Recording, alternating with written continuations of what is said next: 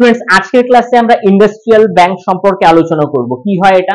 Industrial bank সেই ধরনের bank যারা দেশের বিভিন্ন শিল্পগুলো, যেরকম small scale industry, medium scale industry এবং লার্জ স্কেল অফ ইন্ডাস্ট্রি, এই ইন্ডাস্ট্রিগুলোকে বিভিন্নভাবে লং টার্ম লোন বা শর্ট টার্ম লোন দিয়ে সাহায্য করে থাকে। শুধু এটাই নয়, এর বাইরে এই ইন্ডাস্ট্রিয়াল ব্যাংকগুলো এই ইন্ডাস্ট্রিগুলোর বিজনেস কিভাবে বাড়বে, কিভাবে তাদের প্রোডাক্টিভিটি ইনক্রিজ হবে, কিভাবে তাদের প্রোডাকশনস এর যে কোয়ালিটি সেটা পিউরিফাই হবে, আরো বেশি কাস্টমারকে কিভাবে তারা অ্যাট্রাক্ট করতে পারবে, কিভাবে তাদের বিজনেস কে এক্সপোনেনশিয়ালি গ্রোথ করতে পারবে, এই সম্পূর্ণ মোটিভেশনস এবং সাজেশনস দিয়ে থাকে এই ধরনের ব্যাংক।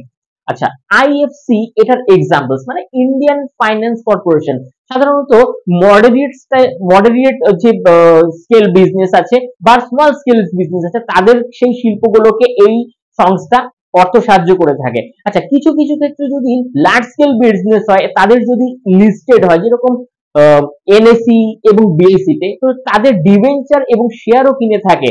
আচ্ছা, এটা আরেকটা ব্যাংক হচ্ছে আইডিবিআই ব্যাংক, মানে industrial development bank of India. Thank you.